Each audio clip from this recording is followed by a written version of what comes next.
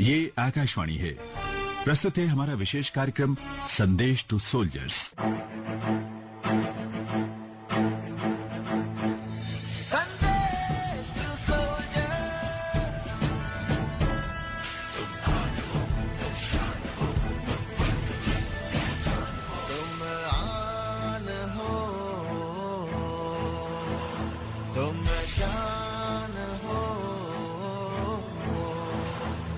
तुम मुल्क की पहचान हो, हम दिल से तुमको चाहे हैं, तुम रूहे वतन, तुम जान हो, तुम आन हो, तुम शान हो, तुम मुल्क की पहचान हो। संदेश टू सोल्जर्स। नमस्कार, आदाब, वड़कम, सत श्री अकाल। मैं हूं मस्त मलंग आरजे श्वेता आपके साथ। और एक सेना अधिकारी की भूमिका में कई तरह के जो काम हैं वो शामिल होते हैं, including planning operation, commanding and training subordinates, managing warfare system and distributing resources and equipment for the army। और आर्मी ऑफिसर्स अपनी रैंक और स्पेशलाइजेशन के मुताबिक फील्ड या फिर ऑफिस में काम करते हैं। और आज हमारे साथ संदेश टू सोल्जर में एक गेस्ट के रूप में आर्मी ऑफिसर आए हैं, जिन्हें देखते ही ऐसा लगता है कि सच में ये आर्मी ऑफिसर ही बनने के लिए पैदा हुए थे। कर्नल अपूर्व टंडन रिटायर। सर, आपका हमारे स्टूडियो में बहुत बहुत स्वागत है। Thank you, it's a privilege to be here. Sir, आपकी पर्सनालिटी देखते ही लगता है कि हाँ, ये तो सच में आर्मी से ही रिटायर हुए होंगे या आर्मी में ही अपनी सर्विस दी है। बट आर्मी ज्वाइन करने का जो ये सोच है वो कहाँ से आई? क्या आपके फैमिली में भी कोई आर्मी में रहे हैं? किससे मोटिवेशन मिली? जैसा कि नॉर्मली होता है एज ए यंगस्टर, जब आप कॉलेज में होते हैं या स्कूल में होते हैं, एक यूनिफॉर्म का एक अलग चाव होता है, एक अलग पहचान होती है जो सबको अट्रैक्ट करती है। तो बचपन में वो अट्रैक्शन मुझे भी था जी, यूनिफॉर्म का, और वो जो सारी एडवेंचरस एक्टिविटी या लाइफ होती है जो एक फौजी की। प्लस एक मोटिवेशन मेरे लिए ये भी बना कि मेरे बड़े भाई वो मेरे से पहले आर्मी में गए और ट्रेनिंग कर रहे थे इंडियन मिलिट्री एकेडमी में। तो उनकी लाइफस्टाइल और उनकी ट्रेनिंग का माहौल देख के मुझे काफी मोटिवेशन मिला, और फिर मैंने भी इसके लिए अप्लाई किया और थैंकफुली पहली बार में हो गए सेलेक्ट। क्या बात है। ज्वाइन करी हमने भी आर्मी। और आर्मी ज्वाइन करने के बाद फिर वही ट्रेनिंग होती है, और वो ट्रेनिंग काफी मुश्किल होती है, स्पेशली तब जब हमें लगता है कि हाँ ठीक है, ये जो आर्मी की ड्रेस है ये तो हमें बहुत अट्रैक्ट कर रही है, पर असलियत तब सामने आती है जब हम ट्रेनिंग में जाते हैं। तो वो असलियत सर आपके सामने कब आई, या आपको लगा कि नहीं ये इजी है मेरे लिए? नहीं, बिल्कुल आपने सही कहा कि वो अट्रैक्शन और वो जितनी कहते हैं ना, वो दिमाग में जितनी वो चीजें होती है, वो जैसे ही आप आईएमए में लैंड करते हैं और पहली बार जब आपको बार्बर के पास लेके जाते हैं और आपको पूरी तरह से गंजा करता है तब वो आपको सब समझ में आ जाता है कि भाई वो लाइफ वैसी उतनी एडवेंचर नहीं है जितना आप सोच के आए थे। और फिर उसके बाद हम जैसे आर्मी में कहते हैं रगड़ा लगता है, फिर उसके बाद अच्छी तरीके से, और फिर आपको एक सिविलियन से फौजी बनाया जाता है। तो वो भी एक अलग एक्सपीरियंस है। उस समय ऑफ कोर्स उस समय खराब लगता है, या उस समय आपको उतना आप एंजॉय नहीं करते हैं, मगर बाद में आपको लगता है कि भाई वो अगर नहीं होता आपके साथ तो शायद आपका डेवलपमेंट, पर्सनालिटी, बॉडी का डेवलपमेंट वो नहीं हो पाता है जो कि आर्मी के लिए चाहिए। बिल्कुल। और कौन सी एज में आपने जो है ज्वाइन करी थी? मैं 19.5 years में मैंने अपनी ग्रेजुएशन खत्म करके immediately after that I joined IMA. तो 21 years में मैं कमीशन हो गया था जी। और मैं अभी कॉर्पोरेट में भी जब लोगों से बात करता हूँ, मैं ये कहता हूँ कि 21 साल में जब तुम लोग कॉलेज से निकले नहीं होते, उस समय मेरे पास 30 लोग मेरे अंडर कमांड ऑलरेडी हो चुके थे। सर, आर्मी ज्वाइन करने के बाद सबसे पहला जो चैलेंज है वो क्या रहा? आई एम श्योर कि मतलब आर्मी में जैसे ही ज्वाइन करते हैं हर एक कदम पर एक चैलेंज होता है, लेकिन आपको जो सबसे पहला चैलेंज आया आपकी लाइफ में ज्वाइन करने के बाद आर्मी, वो कौन सा याद है और वो कौन सा चैलेंज था? मैं आर्मी में कमीशन होने के बाद with in 6 months north Sikkim में मेरी यूनिट थी, जहां पे मैंने अपनी यूनिट को ज्वाइन किया। और यूनिट में सबसे जूनियर ऑफिसर्स में थे हम लोग, तो नेचुरली वो सारे जो टफ डिप्लॉयमेंट्स वगैरह होते हैं वहां पर हम लोगों को भेजा जाता है जी। तो एक ऑब्जर्वेशन पोस्ट थी वहां पे 21,000 फीट के ऊपर, जहां पूरे साल बर्फ रहती थी और काफी ठंड रहती थी। वहां पे हम लोगों को रोटेशन में 40-45 डेज के लिए भेजा जाता था। जी। 45 डेज से ज्यादा में आपकी बॉडी में प्रॉब्लम आ जाती है, इसलिए उससे ज्यादा वहां पे रुकने नहीं दिया जाता है। ओके। बट इंटरेस्टिंग पार्ट मेरे साथ ये हुई कि मैं वहां गया और जब मुझे रिप्लेस होना था, तो जिन्होंने मुझे रिप्लेस करने आना था वो उनकी तबीयत खराब हो गई, ओके। जिसकी वजह से वो आ नहीं सके और वो हॉस्पिटल में एडमिट हो गए।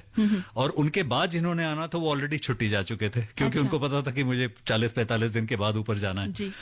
तो उस चक्कर में क्या हुआ कि वो 45 डेज का जो टेन्योर था वो मेरा ऑलमोस्ट 90 डेज का टेन्योर हो गया।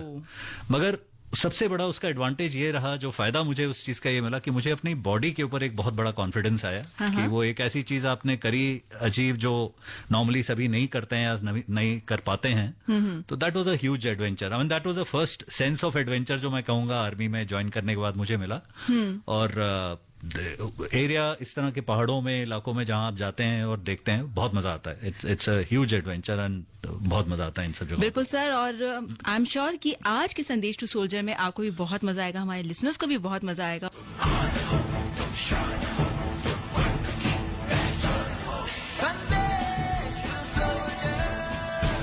संदेश टू सोल्जर में आपका एक बार फिर से स्वागत है। और आज हम अपने साथ लेकर आए हैं हमारे एक प्यारे से गेस्ट कर्नल अपूर्व टंडन, रिटायर्ड, और इनसे बात कर रहे हैं। जर्नी जो होती है लाइफ की वो हम बहुत अच्छे से जो है एंजॉय कर रहे होते हैं जब आर्मी ऑफिसर्स सरहद पर हमारी रक्षा के लिए खड़े होते हैं। लेकिन तब क्या होता है जब वो आर्मी ऑफिसर्स अपने ट्रूप के साथ जाते हैं और उस ट्रूप में खूब मस्ती भी करते हैं, खूब एंजॉयमेंट भी करते हैं। तो सर, इंटरेस्टिंग सफर रहा है आपका आर्मी में, और किस तरह से जो है आर्मी की जो जर्नी है वो शुरू हुई, और पंजाब गए, पंजाब में क्या क्या बातें हुई, थोड़ी वो हमें और हमारे लिसनर्स को बताइए। जी जरूर।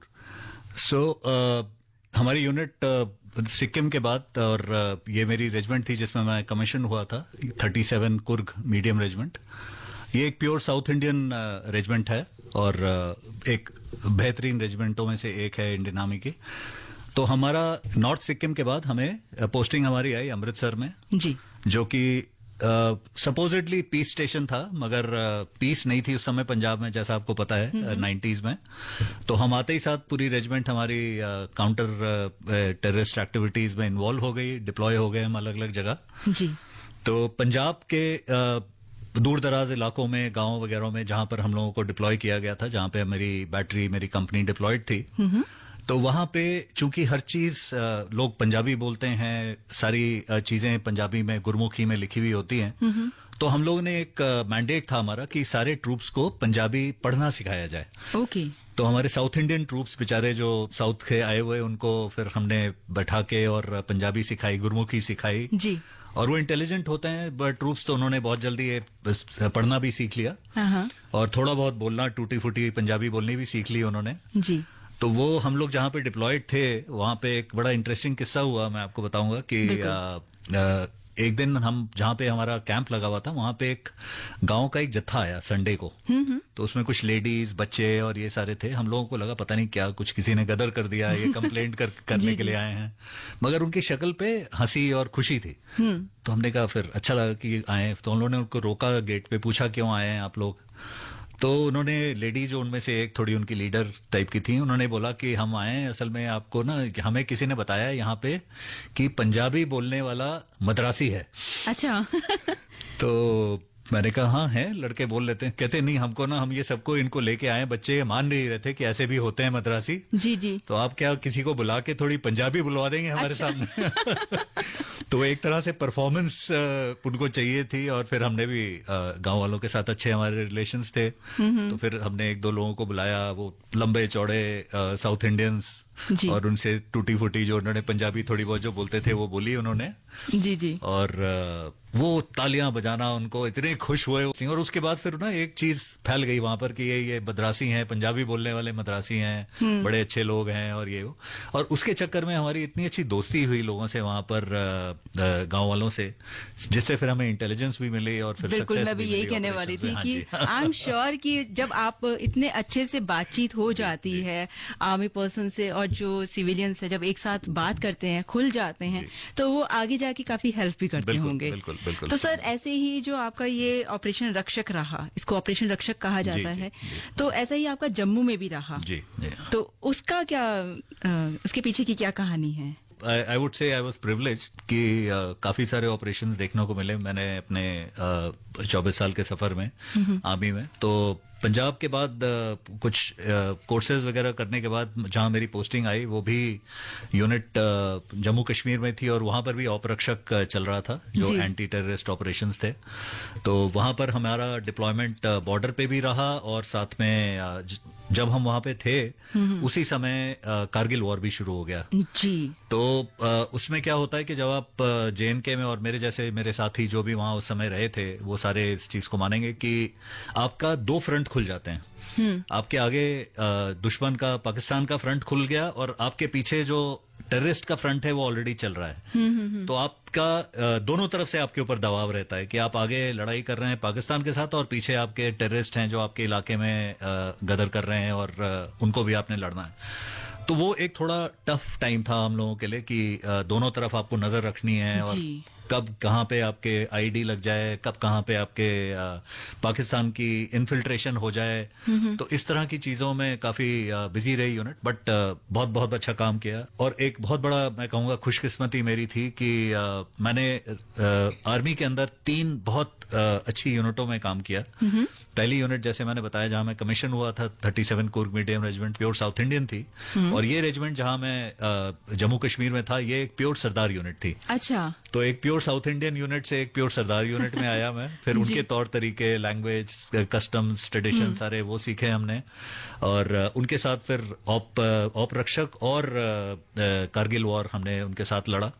और बहुत मतलब वो ट्रूप्स एक अलग लेवल के होते हैं जो मैंने आपको बताया। सरदारों के साथ काम करना, ट्रूप सारे उतने ही मोटिवेटेड होते हैं आर्मी में, जी जी। मगर बहुत अलग अलग तरीके का एक्सपीरियंस होता है। तो वो भी एक बहुत बहुत इंटरेस्टिंग एक्सपीरियंस था। सर आई एम श्योर कि आप जब अपनी टीम के साथ रहते होंगे तो वहां पे कुछ ना कुछ एंटरटेनमेंट के लिए मतलब जुगाड़ तो करते ही होंगे, चाहे वो गाना हो, चाहे वो कोई इंस्ट्रूमेंट बजाना हो, या फिर डांस, एक्टिंग, ये सब चीजें।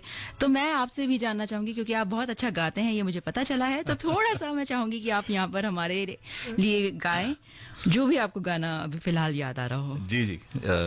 मैं चंद लाइनें एक्चुअली गुलजार साहब का बहुत बड़ा फैन हूं मैं। जी। तो एक उनका गाना है जिसकी 2-4 लाइनें मैं गाना चाहूंगा, जो कि बिना इंस्ट्रूमेंट्स के साथ कुछ अच्छा जो गाना होता है वो गाना चाहूंगा मैं। जाने क्या सोच कर नहीं गुजरा, जाने क्या सोच कर नहीं गुजरा, एक पल रात भर नहीं गुजरा, जाने क्या सोच कर नहीं गुजरा, अपनी तन्हाई का औरों पे ना शिकवा करना, तुम अकेले ही नहीं हो, सभी अकेले हैं, ये अकेला सफर नहीं गुजरा, जाने क्या सोच कर नहीं गुजरा। क्या बात है सर, वेरी नाइस। और आप मतलब बहुत अच्छा गाते हैं। थैंक यू सो तो मच। सोचा है कभी कि आगे इसमें अपना करियर बनाने के लिए? नहीं, करियर का तो नहीं सोचा, बट जब मौका लगता है जहां जहां पर भी रहता है तो गाते हैं। और अच्छा एक छोटा सा यूट्यूब चैनल भी खोला था इसीलिए पैंडेमिक के टाइम पे। हाँ जी। जी जी। सर आर्मी में गुजारा हर पल एक्साइटमेंट से भरा हुआ होता है, ये हम सब जानते हैं। और 24 सालों में आपके भी बहुत सारे ऐसे मोमेंट्स होंगे लाइफ के, मतलब जो आपको बहुत ज्यादा एक्साइट करते होंगे। जी जी। और जिसकी वजह से ना सिर्फ आप बल्कि आपकी फैमिली भी काफी एक्साइटेड रहती होगी। तो ऐसा कोई एक पल या ऐसा कोई मोमेंट जो आप बताना चाहते हैं जिसका एक्साइटमेंट लेवल कुछ और ही था? एक बहुत अच्छा समय आया और मतलब मैं कहूँगा एक मौका मिला मुझे कि मैं नेशनल डिफेंस एकेडमी में एज ए इंस्ट्रक्टर पोस्टिंग गया। जी। और मेरी फैमिली और वो एक प्रॉपर जिसको कहते हैं एक पीस स्टेशन के जैसे था, जहाँ फैमिली के साथ गए और बिटिया थी छोटी हमारी। और उस टाइम पे हमने जो एक्सपीरियंस किया, जो आर्मी का एक अलग रूप, क्योंकि आप एज अ कैडेट जब आप निकलते हैं और आपको नहीं पता होता है कि इंस्ट्रक्टर की लाइफ कैसी होती है। जी, और जी। अब आप एज इंस्ट्रक्टर जब आप जाते हैं एक ट्रेनिंग इंस्टीट्यूट में, तो फिर आपको पता चलता है कि भाई आपकी कितनी जिम्मेवारी है। हाँ। राइट। और सिर्फ आपकी जिम्मेवारी नहीं है, आपकी वाइफ की भी उतनी जिम्मेवारी, क्योंकि वो बच्चे जो नेशनल डिफेंस एकेडमी में आते हैं, एक सिविलियन बच्चा जो आता है, कुछ सीखा पढ़ा नहीं होता है और वाकई सब कुछ बेसिक से शुरू करता है, तो आपकी हर चीज को वो ऑब्जर्व करता है। तो एज ए इंस्ट्रक्टर वो आपका चलने का तरीका, आपका बोलने का तरीका, आपका खाने का तरीका, सब कुछ वो ऑब्जर्व करता है और वो उसके लिए वो चीज बन जाती है कि मैंने ही ऐसे ही करना है। तो हम लोगों को एक तरह से ट्रेनिंग हमारी भी होती थी, हमारी वाइफ्स वगैरह को भी बताया जाता था कि भाई आप लोगों के हर चीज वो बच्चे ऑब्जर्व कर रहे हैं, जी। तो आपका कंडक्ट और आपका तौर तरीका प्लीज इस तरह से रखिएगा कि उनको कोई गलत मैसेज या वो ना पहुंचे, और जो उनके दिमाग में है एक छवि एक आर्मी ऑफिसर वाली, तो वो रहे।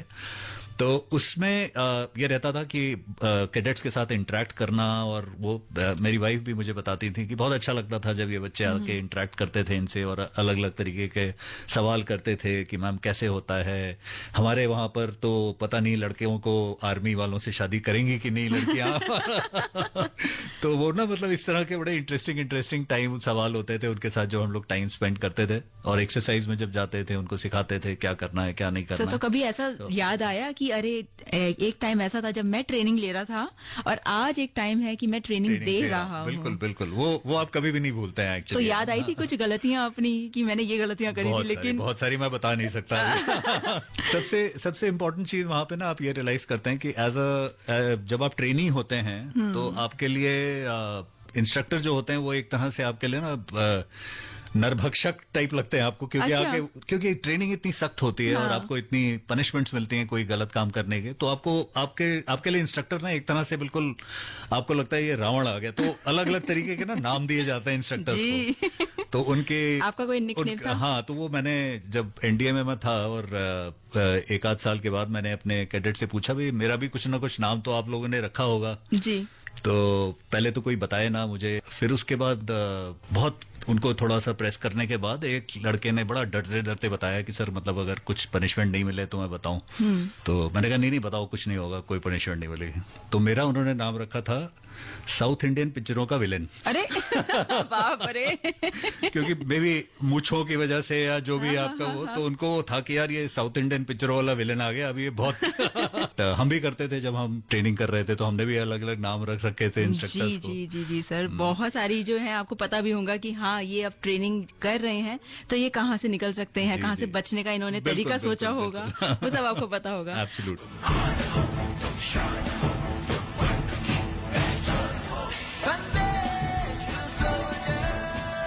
आप सुन रहे हैं प्रोग्राम संदेश टू सोल्जर। मेरे साथ हैं हमारे गेस्ट कर्नल अपूर्व टंडन, रिटायर्ड आर्मी ऑफिसर। और कभी कभी ऐसे टेंस मोमेंट आ जाते हैं लाइफ में, स्पेशली आर्मी ऑफिसर्स की लाइफ में, तो हर पल ऐसा लगता है कि अब कोई टेंशन का माहौल जो है वो बन जाएगा।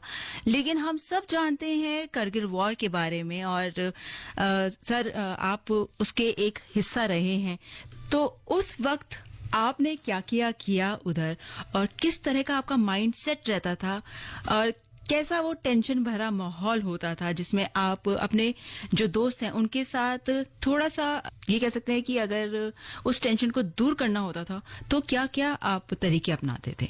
करगिल ऑफ कोर्स एक वॉर ऐसा था कि जिसमें नॉर्मली क्या होता है कि वॉर्स में आपको अनलेस की कोई ऐसी सिचुएशन आ जाए जैसे कारगिल की थी, आप वॉर के लिए तैयारी होती है और एक तैयारी के साथ आप लड़ाई में जाते हैं। कारगिल वॉर ऐसा था कि जिसमें दुश्मन ने हमारे को समय नहीं दिया कोई इस तरह की तैयारी करने के लिए, तो जो तैयारी थी उसी हिसाब से सारे गए और हम लोग ने दुश्मन को खदेड़ा। जो लड़ाई चली आप लोगों को पता है उसके बारे में। जी।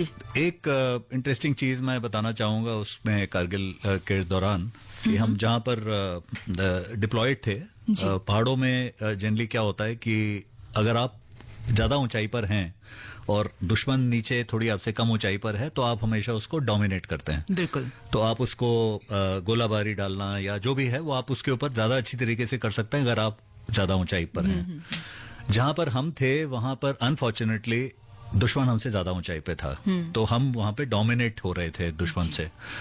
तो और वो एक समय ऐसा आया कि जब Kargil war was at its peak, तो वहां पर वो उन्होंने इतनी गोलाबारी शुरू कर दी कि हमको बंकर से निकलने का मौका नहीं देते थे और इस बुरी तरह से गोलाबारी होती थी। मगर चूंकि मैं एक आर्टिलरी ऑफिसर हूं और मुझे थोड़ी बहुत पता है कि गोले का क्या वो होता है, गोला कब आता है आपके ऊपर, कब नहीं आता है, वो एक अलग तरीका होता है। तो मुझे याद है कि मेरे साथ एक और ऑफिसर डिप्लॉयड थे मेरी पोजीशन में ही, और उनको अपनी लोकेशन में निकल के जाना था और उस समय काफी गोलाबारी हो रही थी। तो उनको मैंने समझाना था कि भाई किस तरह से आप किस टाइम पे निकलें और कब आपके ऊपर गोलाबारी नहीं होगी या आप नई प्रॉब्लम आएगी। तो उसमें ये था कि आपको you had to do something yourself to show कि भाई ये इतनी बुरी हालत नहीं है जितनी आप समझ रहे हैं उसको करने की। तो मैं निकला बाहर, थोड़ा मुझे भी था कि थोड़ा खतरा है, मगर अनलेस कि जब तक मैं बाहर नहीं निकलता तब तक उनको ये नहीं दिखा सकता था कि सिचुएशन उतनी खराब नहीं है। बिल्कुल बिल्कुल। और जब तक ये बाहर नहीं निकलते तब तक जो इनके काम थे करने वाले वो काम इन्होंने नहीं कर पाने थे। तो कई बार आपको ऐसा डिसीजन लेना पड़ता है कि आपको वो एक खतरा मोल लेके और उनको एक एग्जाम्पल सेट करना पड़ता है कि भाई आपने जाना है और आपने अपना काम करना है। दुश्मन का भले ही गोला बारूद चल रहा हो बट आपने अपना काम जारी रखना है। तो उससे ये हुआ कि लोगों ने जब देखा, और ये सेम यूनिट थी जो सरदारों वाली यूनिट जिसमें मैं था जी, तो जैसे ही उन्होंने देखा कि भाई साहब जी बाहर निकल गए हैं, तो उन्होंने कहा फिर तो ठीक है, मतलब साहब जी निकल गए तो फिर कोई गल नहीं, फिर अच्छा। 80 भी चलाएंगे टाइप्स ना। तो वो फिर एक हिम्मत आ जाती है, एक जोश आ जाता है। और फिर उसके बाद सारे बाहर निकले, लोगों ने अपनी अपनी पोजीशन संभाली और फिर उसके बाद दुश्मन को जवाब देने के लिए तैयार हुए। बट वो एक इनिशियल डर निकालना थोड़ा सा जरूरी होता है। बिल्कुल। प्लस फिर क्या होता है कि माहौल इतना ज्यादा टेंस होता है कि कुछ उसको ईज आउट करने के लिए भी हम लोग कोशिश करते हैं कि समय पर कुछ करें। बिल्कुल बिल्कुल, वही मैं भी जानना चाहती हूँ कि आप लोग ऐसा क्या करते हैं कि इतने टेंशन वाले माहौल में भी जी, आपके चेहरों की जो वो मुस्कान होती है और जो जोश होता है जी, वो बरकरार रहता है। तो मैं आपको बताऊं कि इंडियन आर्मी के जवान जो हैं, मतलब उनसे ज्यादा जोशीले और उनसे ज्यादा अच्छे सोल्जर्स आपको, बहादुर सोल्जर्स आपको कभी किसी दुनिया में और कहीं नहीं मिल सकते जी। और सिर्फ लड़ाई के मैदान में ही नहीं बट उनकी रिसोर्सफुलनेस भी एक अलग लेवल की होती है। तो मुझे याद है कि कारगिल वॉर के टाइम पे एक हमारे क्योंकि हम लोग अलग अलग जगह पे डिप्लॉयड होते थे, तो हमारे सीओ साहब आते थे, हम लोग के पास रहते थे एक रात, फिर दूसरी लोकेशन चले जाते थे। तो सीओ आ रहे थे हमारी लोकेशन में और रात में उन्होंने रहना था। तो हमारे जवानों ने कहा सर सीओ साहब आ रहे हैं तो कुछ अलग करते हैं, मतलब थोड़ा सा टेंशन भी कम करेंगे और थोड़ा सीओ साहब को दिखाएं। तो हमने कहा करो आप बिलीव नहीं करेंगे कि उस लड़ाई के और उस सारे माहौल में इन्होंने कहां से रिसोर्सफुलनेस इन्होंने अपनी दिखाई। पास के गांव से गए, कुछ सामान लाए, ये वो करके, और उन्होंने वहीं पहाड़ के नीचे एक छोटा सा स्टेज बनाया, म्यूजिक का इंतजाम करा और वहां पे नाच गाना उन्होंने करा। इस तरह की चीजें, मतलब ये लड़ाई के माहौल के बीच में वो इतना अच्छा, मतलब वो इवनिंग रही हम लोगों की। एंटरटेनमेंट जरूरी होता है, बहुत बहुत बहुत इंटरेस्टिंग। तो ये रिसोर्सफुलनेस और वो जोश सिर्फ इंडियन ट्रूप्स में होता है। बिल्कुल होता है, और हमेशा कदम से कदम मिला के जो है इंडियन आर्मी चलती रहती है। और यही वो बातें हैं दोस्तों जो हम आप तक पहुंचाते हैं आकाशवाणी के माध्यम से। संदेश टू सोल्जर प्रोग्राम आप सुन रहे हैं, और अगर आपको कर्नल अपूर्व सर के लिए कुछ भी लिखना है तो वो भी आप लिखकर हमें भेज सकते हैं 9868107070 पर।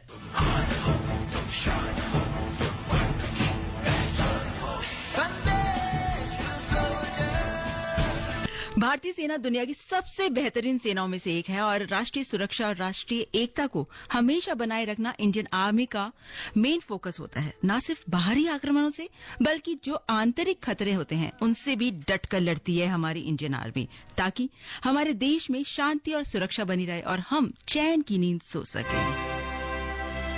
जम्मू कश्मीर में की ऑपरेशन आतंकवाद के खिलाफ ऑपरेशन रक्षक, जो एंटी टेररिज्म ऑपरेशन रहते हैं, सर ने उसके बारे में बताया। उसी दौरान ऑपरेशन विजय जो कारगिल वॉर था उसके बारे में भी बताया। सर, आगे ऑपरेशन विजय के बाद आपने एक ऑपरेशन किया, ऑपरेशन सद्भावना। नाम से अच्छा लग रहा है, ऐसा लग रहा है जैसे पीसफुल टाइम पर कुछ किया होगा या कुछ ऐसा किया है जिससे मतलब लोगों के चेहरे पे भी मुस्कान आई होगी। तो उस ऑपरेशन के बारे में बताइए, आपने क्या क्या किया है? तो श्वेता, इस ऑप सद्भावना एक हमारे ऑप रक्षक का ही हिस्सा था कि जहां पर मैं एनडीए की पोस्टिंग के बाद कुछ एक कोर्स के लिए गया था मैं वेलिंगटन में। वो वेलिंगटन वाला कोर्स करने के बाद मेरी पोस्टिंग आई वापस जम्मू कश्मीर। जैसे मैंने बताया, आई एम प्रिविलेज्ड कि मेरे काफी ऐसे चक्कर लगे हम जम्मू कश्मीर में, फील्ड एरिया में। और वहां पे ऑप रक्षक के दौरान मैं एक स्टाफ पोस्टिंग में गया था जहां पे कि सिविल एडमिनिस्ट्रेशन के साथ काफी हमारा वो रहता था, उनसे बातचीत रहती थी, काम रहता था उनके साथ। तो वहां पर हमने देखा कि और वो एक जम्मू कश्मीर का एक बहुत ही पिछड़ा वाला इलाका था। गुलगुलाबगढ़ और ये इलाके जो काफी पिछड़े हुए हैं और मिलिटेंट्स और टेररिस्ट काफी ज्यादा वहां पर थे तादाद में। वहां पे हमने देखा कि स्कूल्स में बच्चों के पास कमरे नहीं होते थे, स्कूल्स के कमरे तोड़ दिए जाते थे, टेरेस तोड़ देते थे, स्कूल की कोई पढ़ाई नहीं करेगा। बच्चों के स्कूल्स होते थे जहां पर कि कोई टॉयलेट नहीं होता था। एंड मतलब लड़कों का ठीक है, बट आप इमेजिन करिए छोटी बच्चियां बेचारी आती थी स्कूल में, बट कोई टॉयलेट नहीं होता था उनके लिए, और बच्चे बीमार पड़ जाते थे इन सब चीजों की वजह से। तो हमने ये चीजें काफी ऑब्जर्व करी हम लोगों ने वहां पर, और फिर हमारे कमांडर्स ने, हमारे लीडर्स ने डिसाइड किया कि ऑप सद्भावना के नाम पे एक ऑपरेशन चलाया जाएगा कि जहां पर कि हम आर्मी के अपने रिसोर्सेज से बच्चों के लिए स्कूल बनाएंगे, बच्चों के लिए स्कूल की दीवारें बनाएंगे, टॉयलेट्स बनाएंगे, और इस तरह की चीजें वहां पर दूर दराज इलाकों में, पहाड़ों में, जहां पर कि सिविल एडमिनिस्ट्रेशन नहीं पहुंच पाता है, वहां पे ये सब एक्टिविटीज करेंगे। तो वो एक बहुत ही सेटिस्फाइंग समय था और एक बहुत सेटिस्फाइंग रोल था कि जिसमें एक हिस्सा प्ले किया हमने। और उसी दौरान जम्मू कश्मीर के एक इलेक्शंस भी हुए, उनके काफी सालों के बाद प्राइमरी इलेक्शंस हुए, उनके पंचायत इलेक्शंस जो हम लोगों ने जी। तो इस तरह की चीजें मतलब, और उसमें ये हुआ कि चूंकि ऑप सद्भावना और इस तरह की चीजें हमने करी थी, तो सिविलियन को भी डर नहीं था कि आके पार्टिसिपेट करें, और वो इस तरह से उनको भी एक हौसला बंदी हुई उनकी इस चीज के लिए। तो बट एक अलग तरीके का एक्सपीरियंस था। आपकी ट्रेनिंग होती है टेररिस्ट से लड़ाई करने के लिए और उसके लिए, बट इसके लिए आपकी ट्रेनिंग नहीं होती है। ये आपके पास एक तरह से मैं कहूंगा कि नेचुरली आ जाता है जब आप देखते हैं वहां पर सिचुएशन और सिविलियंस की हालत। तो बट एक अच्छा ह्यूमैनिटेरियन तरीके से एक बहुत अच्छा एक्सपीरियंस रहा वो भी। बिल्कुल। और उनका किस तरह से आपके प्रति जो है वो मतलब व्यवहार रहता था? बच्चों का मैं जो वहां पे हमने ऑब्जर्व किया, उनको आर्मी को देख के अच्छा लगता था। आप उनकी आंखों में देख सकते थे कि एक वो खुशी है आर्मी को देख के, बट एक डर है कि हम ओपनली शो नहीं कर सकते हैं कि भी हमें आर्मी के आने से अच्छा लग रहा है, क्योंकि ऐसा वो करने से फिर उनके ऊपर रेपरकशंस होते थे, उनके पेरेंट्स के ऊपर, टेररिस्ट वगैरह के।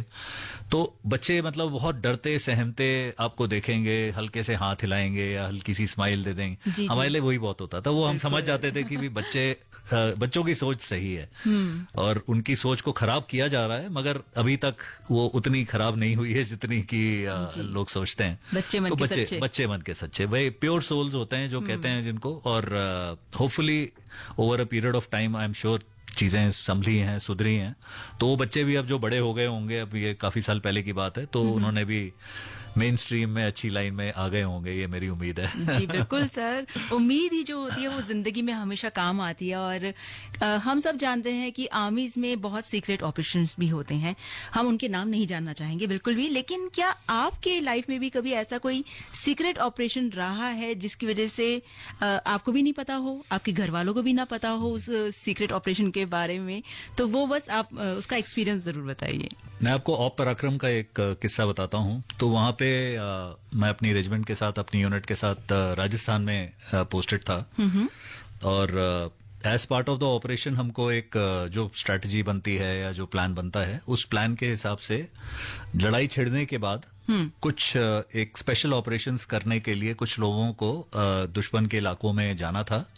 और मैं आर्टिलरी ऑफिसर हूं, तो मुझे आर्टिलरी की और इंडियन एयरफोर्स का फायर डाल के और कुछ टारगेट्स को डिस्ट्रॉय करने का हमें काम मिला था। जिसके लिए हमको सीक्रेटली दुश्मन के इलाके में जाके और ये कार्रवाई करनी थी। और उसके लिए हमारी ट्रेनिंग हुई, यूनिफॉर्म बनी, हमारी दाढ़ी बढ़ाई गई, उर्दू पढ़नी लिखनी सीखी, सारी चीजें हम साथ साथ में कर रहे थे वहां पर। तो और वो इतना सीक्रेट था कि वो मेरे और मेरे कमांडिंग ऑफिसर के अलावा मेरे ख्याल से और उनके जो सीनियर थे उनके अलावा ज्यादा लोगों को पता नहीं था। जी। यूनिट में भी यही बताया गया था कि भाई वो दाढ़ी बढ़ाई है क्योंकि कुछ स्किन की प्रॉब्लम हो गई थी, इसलिए अच्छा। इनको परमिशन दे दी है दाढ़ी बढ़ाने की। तो बहुत कम लोगों को इस चीज का था कि ये क्या ऑपरेशन करने जा रहे हैं।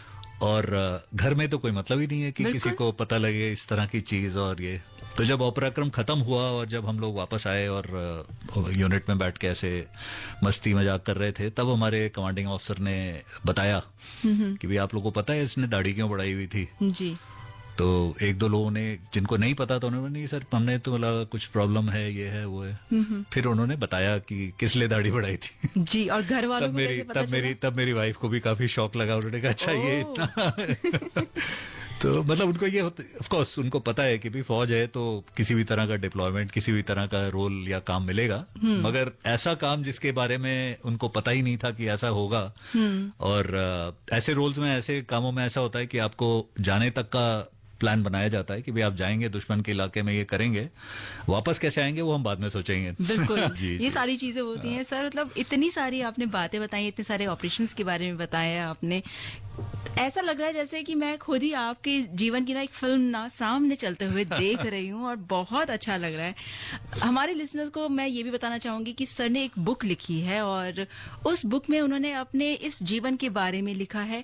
और क्या क्या लिखा है सर, ये भी आप अगर आप ही बताएंगे तो अच्छा है कि किस तरह से आपने अपनी उस बुक को लिखा है और उसमें क्या क्या कहानियां लिखी हैं अपनी, क्या क्या बातें लिखी हैं, क्या इंपॉर्टेंट टिप्स दिए हैं, वो प्लीज बताइए। जी जी, थैंक यू। तो एक उसका बुक का बैकग्राउंड मैं आपको देना चाहूंगा कि मैंने आर्मी से एक अर्ली रिटायरमेंट लिया था 22.5 years ऑफ कमीशन सर्विस के बाद।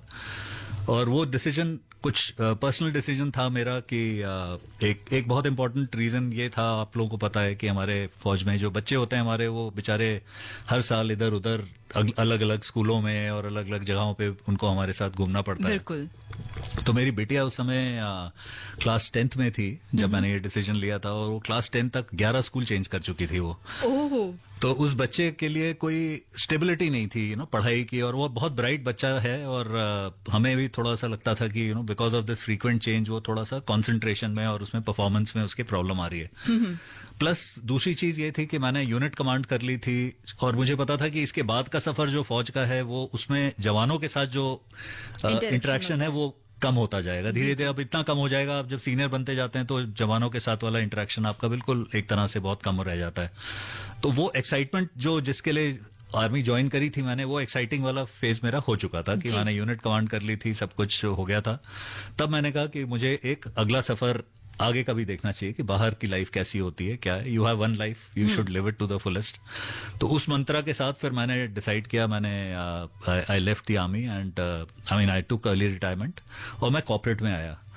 तो जो मेरा पहला जॉब था ना, उसके इंटरव्यू में मैं जब बैठा हुआ था और मुझे अलग अलग जगहों से और अलग अलग कंट्रीज से लोग इंटरव्यू कर रहे थे एक कंपनी के किसी रोल के लिए, और जैसे जैसे वो सवाल करते जा रहे थे मैं रियलाइज कर रहा था कि यार ये इतना टफ या इतना वो नहीं है जो मैं सोच रहा था, क्योंकि उनके सारे सवालों का मैं जवाब दे पा रहा था और उनके मुंडी हिलती हुई देख रहा था। तो मुझे पता है कि भाई अप्रिशिएट भी हो रहा है, एक्सेप्ट भी हो रहे हैं मेरे आंसर्स, सही दिशा में जा रहे हैं। तो मुझे उस दिन मैंने डिसाइड किया था कि भले ही 4 साल 5 साल 6 साल जब भी टाइम मिलेगा मुझे, मैं एक किताब जरूर लिखूंगा अपने इस एक्सपीरियंस के बारे में लोगों को बताने के लिए, और 5 साल बाद अच्छा बुरा जो जैसा भी एक्सपीरियंस मेरा होता है उसके बारे में मैं लिखूंगा, ताकि मेरे बाद वाले लोग जो इस तरह का डिसीजन लें जल्दी आर्मी छोड़ने का, अर्ली रिटायरमेंट का, तो उनको पता होना चाहिए कि अच्छी और खराब चीजें क्या हैं जो बाहर आप, एडवांटेजेस और डिसएडवांटेजेस क्या हैं, चैलेंजेस क्या हैं। और तो मैंने ये किताब लिखी, इसका नाम है 10 मीटर जंप।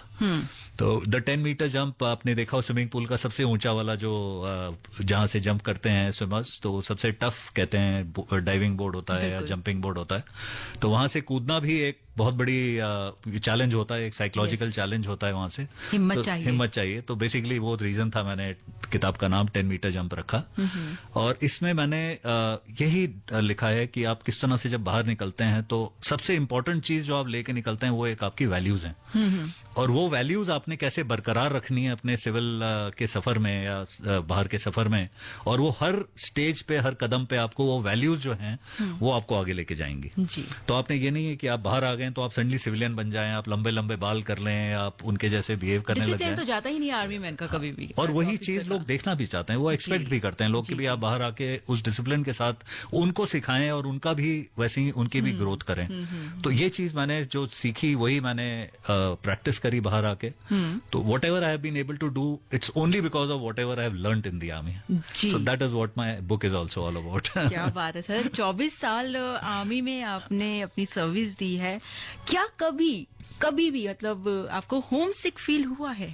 हमेशा होता है और सबके साथ होता है। वो एक कहते हैं ना, एक फॉल्स फेस या फॉल्स प्रिटेंस लेके आपको चलना पड़ता है, क्योंकि देखिए आप अकेले नहीं हैं। आपके साथ 600 जवान है, वो भी अपनी फैमिली से दूर बैठे हुए हैं। कोई लड़का है जिसकी जिसकी अभी भी शादी हुई है, कोई है जिसको बहुत छोटा है एज में अभी आया है। तो आपको वो इमोशंस अपने बहुत काबू में रखने पड़ते हैं। तो एज एन ऑफिसर स्पेशली आपको वो चीज की भी, मतलब मैं तो नहीं मिस कर रहा हूँ, आप लोग भी मतलब खुश रहो। बट थैंकफुली हम लोग जब फौज में थे और जब तक मतलब यंगस्टर्स थे, जब वो एज थी, उस एज में कोई मोबाइल फोन या वो सब नहीं होते थे। तो इसलिए वो नहीं था कि आपने जब मन किया उठा के बात कर ली और ये कर लिया। तो वो रैशनड होता था कि महीने में एक बार कभी बात करी, नहीं करी। तो फिर जब आपकी शादी हो गई, आपकी वाइफ आई, तो तब कैसे आप बातचीत करते थे? क्योंकि फोन नहीं होता था, या फिर चिट्ठियां एक्सचेंज होती थी? जी बिल्कुल, चिट्ठियां, इंतजार रहता था उनकी चिट्ठी का, उनको होपफुली मेरी चिट्ठी का। नहीं, वो बहुत बहुत संभाल के बहुत अच्छे से मेरी चिट्ठियां रखती थी, और जब हम जाते थे छुट्टी और दिखाती थी हमें।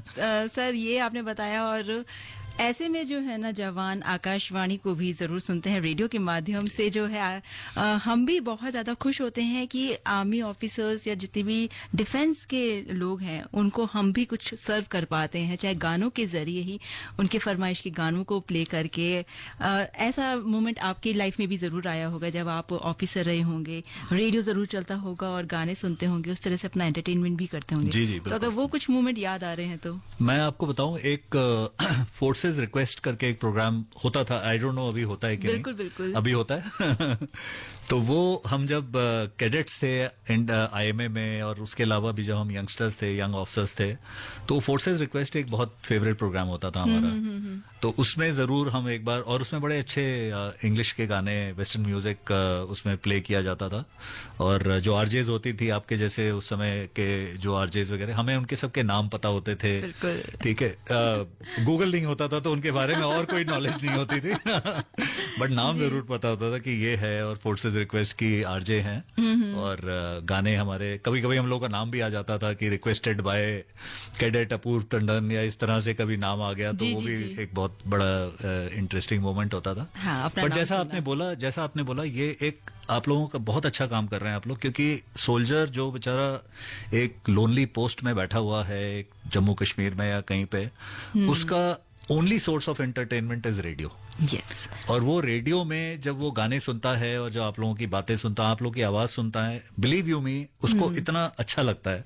वो एक मोरल बूस्टिंग का एक बहुत बहुत ही अहम हिस्सा है उनका। सर मैं सच बताऊं, मुझे लगता था कि सिर्फ हमें खुशी होती है कि हम उनके लिए कुछ कर पा रहे हैं, लेकिन आज आपके मुंह से सुन के लग रहा है कि ये बहुत अच्छा काम है। और आकाशवाणी के साथ आपका भी एक रिश्ता रहा है जब आप छोटे थे। जी, तो वो क्या रिश्ता रहा है? जब मैं क्लास 11th में था तो उस समय एक प्रोग्राम होता था इन द ग्रूव, जिसमें कि वो ऐसे ही हमारे जैसे स्टूडेंट्स को बुलाते थे और हमारी पसंद के कुछ गाने बजाते थे आरजे जी।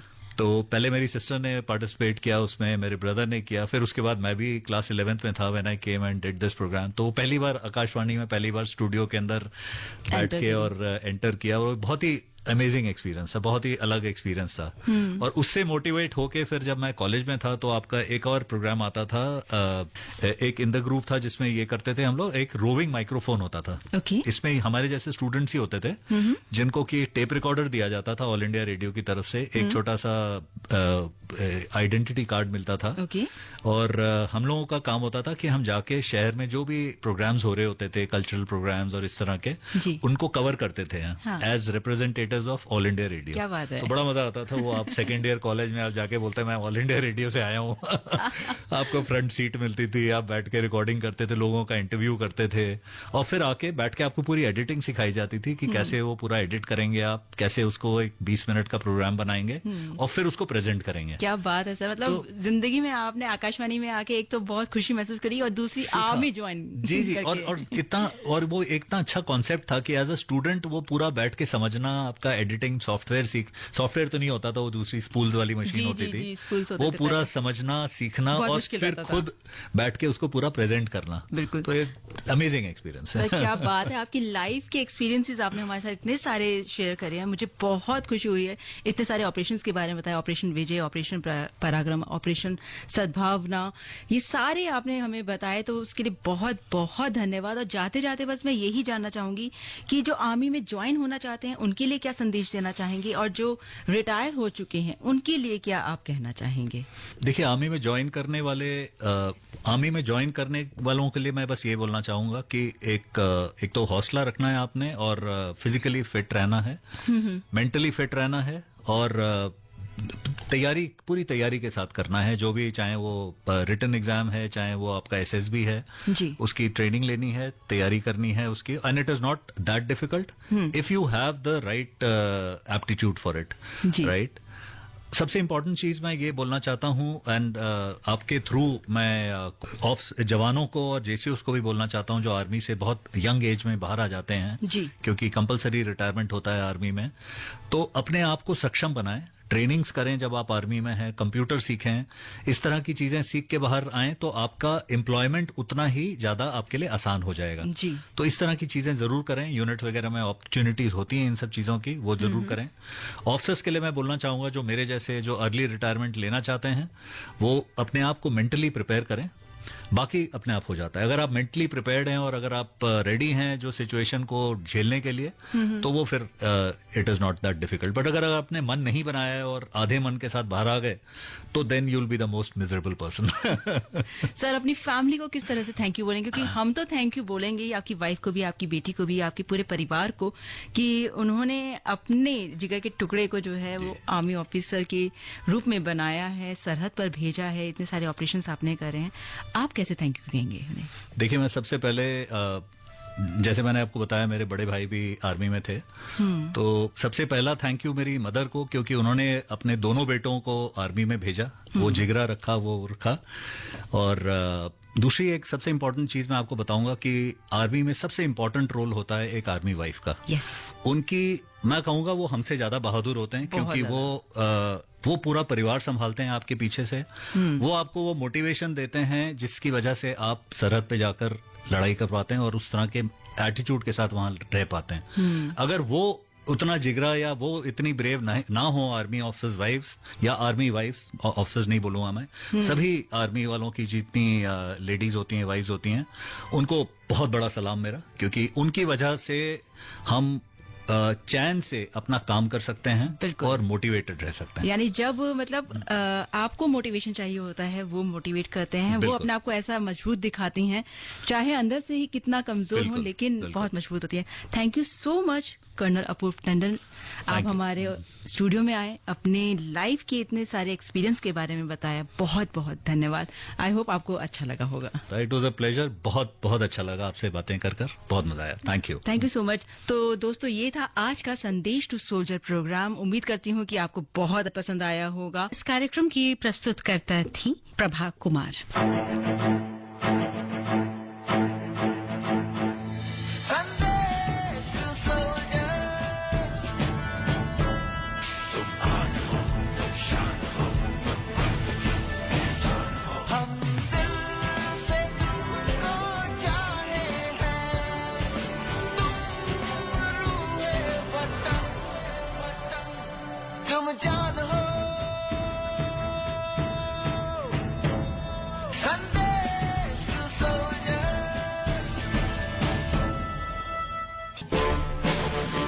अभी आप सुन रहे थे हमारा विशेष कार्यक्रम संदेश टू सोल्जर्स। ये कार्यक्रम आकाशवाणी के दिल्ली केंद्र से प्रसारित किया गया।